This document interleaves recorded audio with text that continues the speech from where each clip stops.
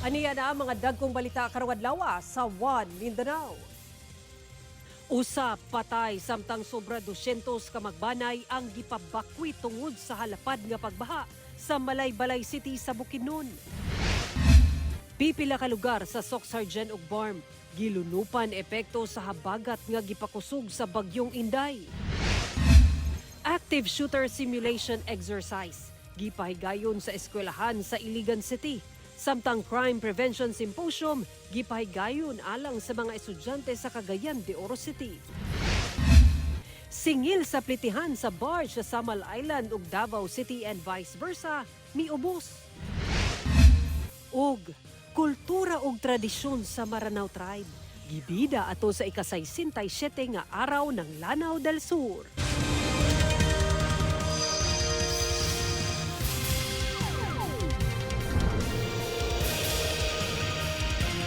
Mayong hapon Mindanao, ako si Sara Hilomen Velasco.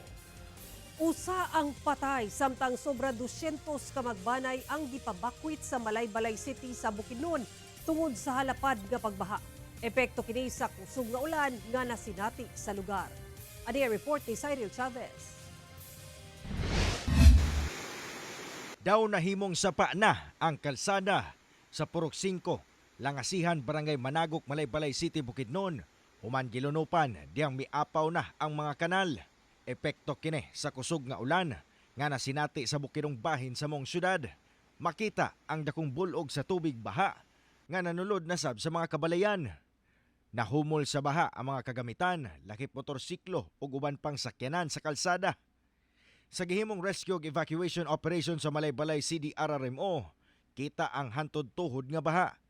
Hilabihang naapektuhan sa pagbaha ang mga barangay Managok, Violeta, Apo Makote, Linabo ug Simaya. Subo Palandungon, usa ka 47 anyos nga lalaking residente sa barangay Managok ang natalang namatay. Naano din siya sir kay yang gipugos nga kwaon ang iyahang gitugway nga mananap nga baka wala na in town wala na niya makaya ang karan sa tubig. Moabot sa 277 ka magbanay ang gipabakwit ngadto sa evacuation centers tungod sa pagbaha. Gisuspende sab ang klase sa pipila ka mga eskwelahan nga apektado sa pagbaha. As of now nagpadagan ni og Ardana Rapid Damage Assessment and Needs Analysis Team na karon diri sa CDRMO office among gi-facilitate para sa pag-dispatch nila para matagaan jud mi og exact situation sa ground kung unsay naapektuhan nga mga balay, pamilya ug mga critical infrastructures. Sa karon, nagpadayon pa ang clearing operations nga ginahimo alang sa mga dalan nga temporaryong dili maagian tungod sa mga gapnod nga mibabag sa dalan. Cyril Chavez, One Mindanao. Gilunupan sab ang daghang kabalayan sa Socsargen ug Barm gumikan sa nasinating kusog nga pag-ulan nga epekto sa habagat nga gipakusog sa bagyong Inday. Ang detalye sa report ni Efren Mamak. Daw dagat na kining kalsada nga pugsanong gilabang sa mga residente og sakyanan sa Talayan, Maguindanao del Sur human gibaha gumikan sa kusog nga ulan nga nagsugod Miyerkules pa sa gabii. Sa barangay Tambunan 1 sa maong lungsod, gilunupan sab ang pipila ka mga kabalayan. Gani, dunay nagasuot na og life vest aron makalabang sang nidlapas tao ang level sa tubig baha. Sa susama nga barangay, graduation day, apan na stranded sa baha kini mga graduating students kauban ang ilang mga ginikanan. Hinoon, girescue sila sa kasundaluhan ug gihatod sa ilang tunghaan. Bisan na late, nakatambong sila sa ilang graduation ceremony. Sa South Upi, dakong baha sab ang misugat sa mga estudyante nga mutabukay sa usa ka suba sa Sitio Ilag sa barangay Kuya. Hinoon, nakatabok sila sa paggubas sa baha human ang usa ka oras. Naguba sab ang tolda sa pipila ka vendor tungod sa kusog nga hangin ug ulan sa Sharif Agwak sumala sa mikuha sa video. Apektado sab ang baligya sa mga vendor. Walay no inasamdan sa hitabo. Sa Maguindanao del Norte, palisuray sab ang paglabang niini mga motorista ug residente sa barangay Nituan, lungsod sa Parang, gumikan sa taman tuhod nga baha. Gilayon sab nagpahigayon og rescue operation ang PDRRMO sa mga residente nga na-stranded. Doon sa mga kabalayan nga gilunupan. Sa Sultan Kudarat Province, nahumol sab sa baha ang pipila ka kabalayan sa barangay Colube, lungsod sa Palimbang. Gilayong nagpahigayon og rescue operation ng LGU ug ubang otoridad sa mga nabahaang barangay sa lungsod. Gilayong nag-apod-apod sab og relief assistance ang LGU. Clean up drive! Nagtinabangay sab ang mga estudyante sa pagtangtang sa mibara nga debris sa usa ka tulay sa barangay Sumilil sa Bagumbayan, Sultan Kudarat. Naipon manggod ang tubig, mao nga palisuray ang pag-agi sa mga residente. Sa Bigkawayan, Cotabato, kining motorsiklo kalit na palungan og makina human milabang sa nagbaha nga kalsada. Doon say ubang sakyanan ang pugsanong milabang. Kita sab ang tubig baha nga misulod sa mga kabalayan. Sa Sarangani Province, mas misamot ang kaguba kining steel bridge gumikan sa dakong pagbaha sa barangay Tikulab sa Maitom. Nagtinabangay ang mga residente sa pagwakli sa mga gapnod nga mibara aron dili mo bigay ang tulay. Matod sa uploader, naguba na kuno ang maong tulay niadtong 2022 ug wala pa naayo. Dagkong baludsab ang miigo ni ining lansya sa Bungaw, Tawi-Tawi. Hinungdan nga nanyagit ang mga pasahero tungod sa kahadlok. Hinuon luwas silang nakaabot sa Bungaw ug walay nasamdan. Sumala sa pag-asa, epekto sa southwest monsoon o habagat nga gipakusog sa bagyong Inday ang mga pag-ulan sa Mindanao. Maski ang bagyo nga naa sa layo tungod sa iyang kakusog sa iyang bira sa hangin na apil ato adiri kay pati mga clouds nga naa pa sa dagat dito sa Borneo so maabot diri sa tuwa. Kauban si Gary Balantayog, Bong Vicencio, Efren Mamak. 1 Mindanao.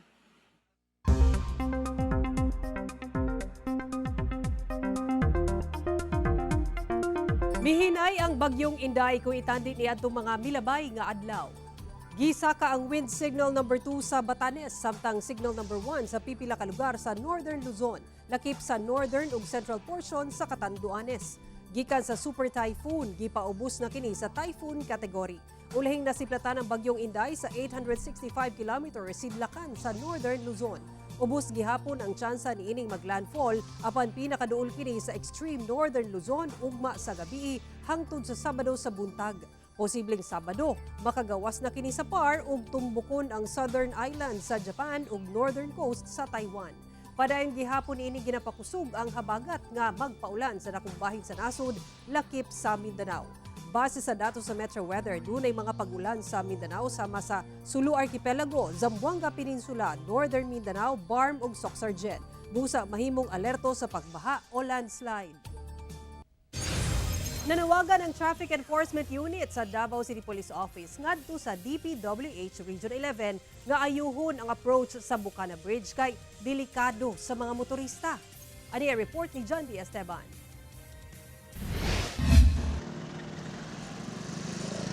Ang mga sakinan buminor inig-abot sa Bucana Bridge sa Davao City. Kay pag-abot sa approach sa tulay, dili natupong ang agianan. Nabalaka ang Traffic Enforcement Unit sa Davao City Police Office kay peligroso kini sa mga motorista.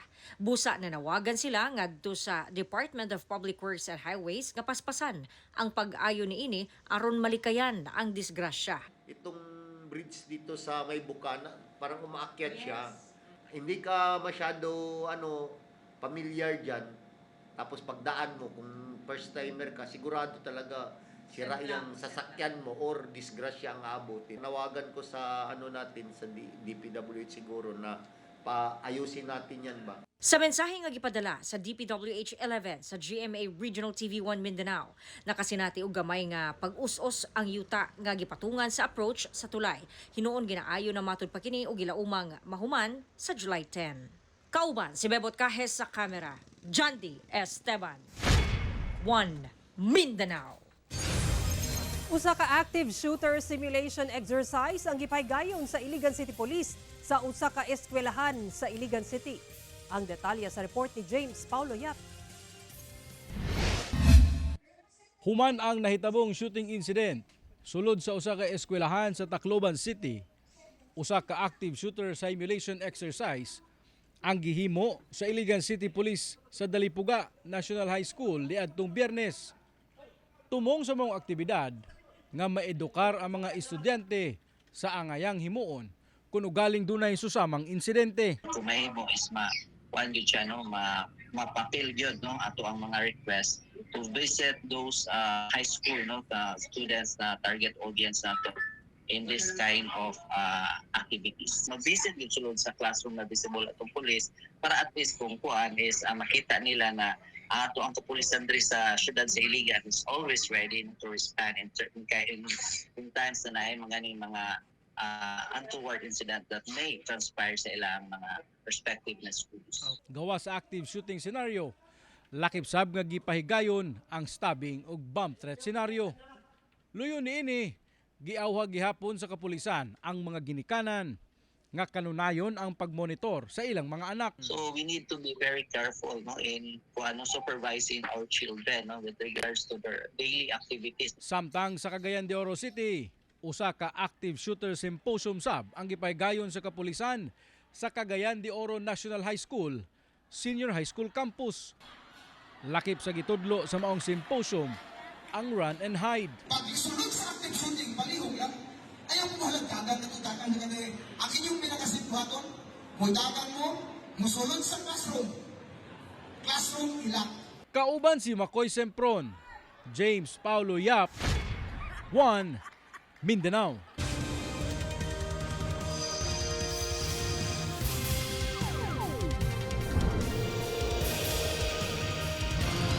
Good news alang sa mga boat mo ato sa Samal Island kay miubos na ang plitehan sa barge gikan og padulong sa Davao City. Atong sayro ng detalye sa live report ni John D. Esteban. John D. Yasara na sa 20 ngadto sa 800 pesos no ang ginaog sa fare rate sa barge diha sa May West. Kini atong sayron. Maminus-minusan ang gasto sa mga musakay sa barge patabok sa Island Garden City of Samal gikan Davao City ug vice versa kay miubos ang fare rate epektibo ni adtong July 7. Sa bagong fare rate, anaa sa 20 pesos ngadto sa 800 pesos ang ginaog sa single depende sa sasakyanan.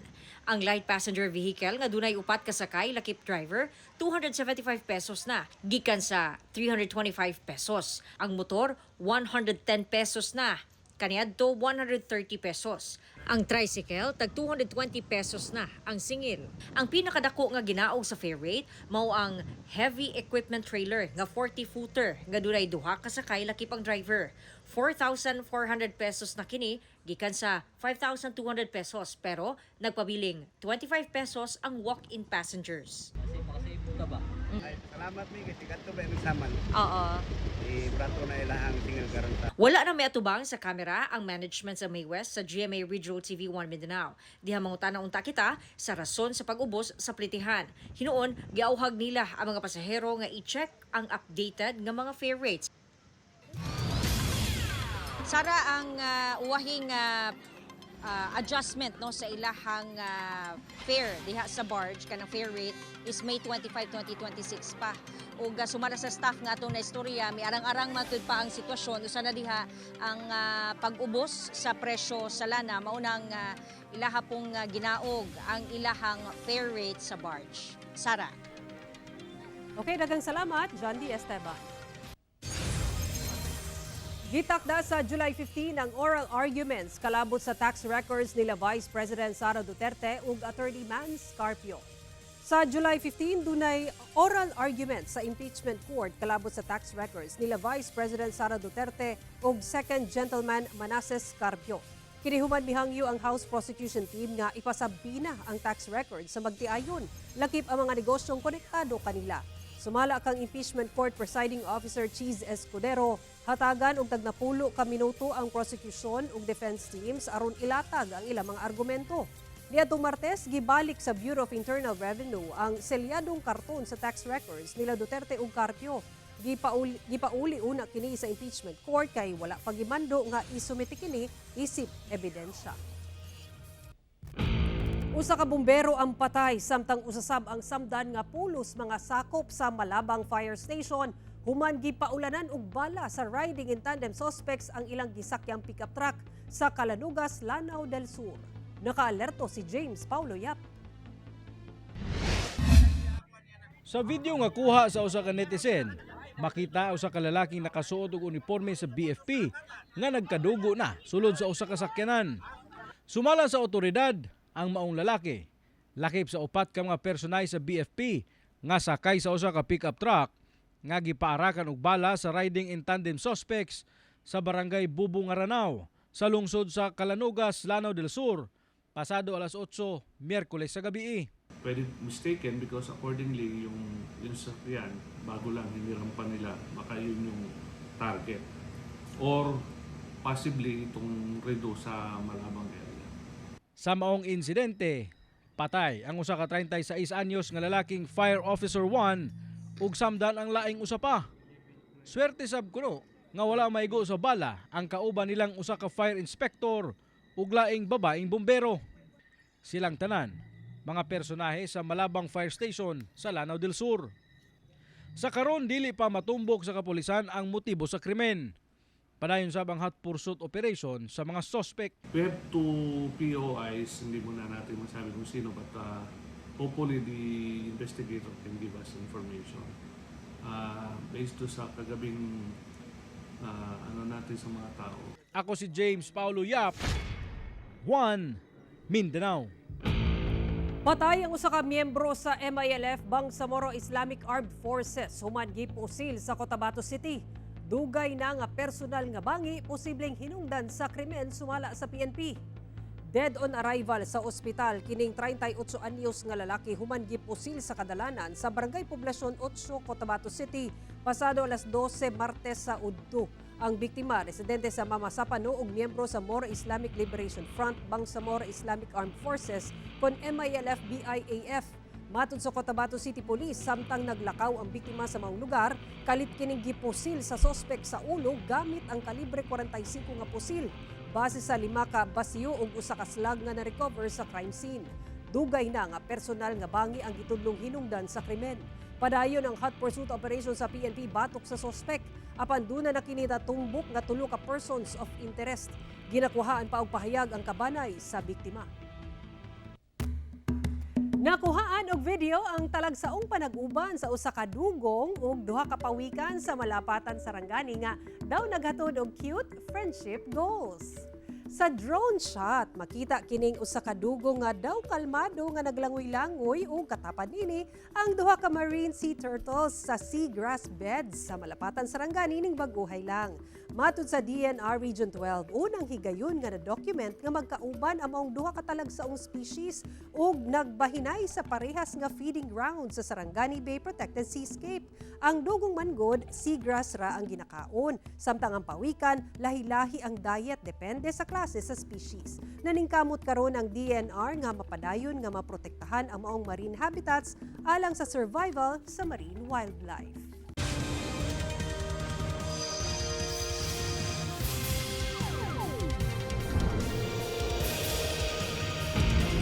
Hapit 1.2 million pesos nga kantidad sa mineral ores ang nasakmit sa otoridad gikan sa 3 ka mga sospek nga naharang sa checkpoint sa Mantikao, Misamis Oriental. Dakpan sa mga personahe sa Mantikao Municipal Police Station uban ang Provincial Intelligence Unit ug Task Force Kalikasan kining 3 ka mga lalaki human nga naharang sa checkpoint nga ilang gilusad sa Purok 5 Poblasyon Mantikao, Misamis Oriental adlawng Sabado. Matud sa PNP, ang checkpoint nga gilusad sa nadawat nga impormasyon kalabot sa illegal mining operation nga gihimo sa nasangpit nga lungsod. Nasakmit sa otoridad ang usa ka dump truck nga dunay kargang 700 ka sako sa unprocessed mineral ores nga mobalor sa hapit 1.2 milyon pesos. Ang mga sospek ana-ana sa kustudiya karon sa kapulisan samtang ang mineral ores nakatakdang i-turnover ngadto sa MGB Region 10. Mabungahong kultura, tradisyon ug mga produkto ang gibida ato sa kasaulugan sa ika-67 nga araw ng Lanao del Sur. Ang detalye sa report ni James Paulo Yap. Gibida sa mga kaigsuunang Maranao ang pakaradyaan o sari manok, usa ka cultural presentation aron nga ipakita sa publiko nga wala nawala ang ilang pagsunod sa ilang tradisyon, taliwala pa man sa makabag-ong panahon. Kini atol sa ika-67 nga araw ng Lanao del Sur. Gihatagan sab og dakong pagtagad sa probinsya sa Lanao del Sur, dili lang ang seguridad, apan lakip pang oportunidad sa ilang mga residente. Magsisimula tayo sa mga serbisyong direktang makakatulong sa ating mamamayang kabilang na ang senior citizen, kung saan ako'y napapabilang na ngayon, na may cash assistance at medical and optical mission, ang serbisyong karaman para sa solo parents. Gibida sab sa probinsya ang nagkadaiya mga produkto gikan sa nagkalaing-laing lungsod. Makita sab ang mga tradisyonal nga instrumento kagamitan sa balay o mga kasuotan sa tribong Maranao. Gipasigarbo sab sa Lanao del Sur ang tourism sites nga anaa sulod sa probinsya. Ang maong panagtapok gisalmutan ni BARM Interim Chief Minister Abdul Rauf Makakuwa. We can build modern communities while preserving our values, traditions, and rich cultural heritage. Festival like Pagkaradian remind us that our culture is not only our pride, it is also a source of opportunity. It strengthens our tourism, support our local entrepreneurs. Mulungtad ang kasaulugan hantod sa katapusan sa Hulyo. Ako si James Paulo Yap, 1 Mindanao. Garbo sa Bureau of Jail Management and Penology Cagayan de Oro City ang 66 ka persons deprived of liberty kon PDL human sila migraduar sa elementarya ug junior high school pinaagi sa alternative learning system. Atong ibalik si James Paulo Yap. Suot ang toga. Mipaso ang 27 ka mga persons deprived of liberty sa ilang pagtapos sa elementarya kauban ng ilang mga ginikanan ug kabanay sa gipahigayong graduation ceremony sulod sa pasilidad sa BJMP Cagayan de Oro City. Samtang 39 ka mga PDL sub ang nakahuman sa senior high school. It teaches us that while freedom may sometimes be limited by walls, learning and hope can never be imprisoned. Emosyonal ang usa ka PDL dihang gipahinungod ang iyang kalampusan sa iyang mga ginikanan bisan og wala niya kini nakauban. Gidangko talakos na makita nila ako mutindog isip graduate. Ang ilagi pa ikapasigar mo ang akong kalampusan. Apan wala na sila. Aron makiguban ni kanako. Hindi may nungdanong adlaw. Nay, tay, ugasa man po karon. Inaap ka nakita ninyo nga akong palingkamot. Samtang nagpahinumdum sab si BJMP Cagayan de Oro City Male Dormitory Jail Warden Marlon Imbalya sa PDLs nga dili usikan ang higayon nga gihatag kanila sa DepEd ALS aron mas mapalambo pa nila ang ilang pagpamuyo panahon nga makagawa sila sa jail facility. Ang talino ay walang halaga kung walang mabuting asal at integridad. Kami dito bilang jail officers, hiling lang namin na baunin ninyo ang mga aral na ito sa inyong tuluyang paglaya at pagbalik sa lipunan. Gipasidunggan sab sa DepEd Cagayan de Oro City Division ang BJMP-10 tungod sa ilang kontribusyon ug dedikasyon aron madala sulod sa mga pasilidad sa BJMP ang alternative learning system. Kauban si Makoy Sempron, James Paulo Yap, 1 Mindanao. Kapin 3.1 million pesos ka kantidad sa smuggled cigarette filters ang nasakmit ato sa pagsilbi sa search warrant kalabot paghupot og illegal nga armas sa usa ka panimalay sa General Santos City. Moabot sa 340 ka karton sa smuggled cigarette filters ang nasakmit sa panimalay sa Barangay Apopong, Jensan adlaw Biyernes. Mobalor kini sa kapin 3.1 million pesos. Matod sa General Santos City Police, usa ka search warrant nga may kalapasan sa RA 10591 gun Comprehensive Firearms and Ammunition Regulation Act ang gisilbi batok sa usa ka lalaki sa maong panimalay apan wala kini sa maong panimalay. Giimbestigahan karon sa PNP ang babaeng ka-live-in ini nga naatlan sa maong panimalay. Mamahimo ninyo makita kining episode pag-usab ug buwan pang lokal nga balita pinaagi sa pagbisita sa official website sa GMA Regional TV o bisitaha ang among official YouTube channel ug i-click ang subscribe button para sa pinakaulahing balita sa mga rehiyon. Ug mao kato ang mga ulahing balita sa Mindanao karong adlaw. Daghang salamat sa atong mga kapuso sa Mindanao nga nagalantaw kanamo ug sa atong mga kapuso abroad. Kami ang GMA Regional TV 1 Mindanao. Walay gidapigan, walay giprotektahan, kaniadto ug karon serbisyo tinuod lang.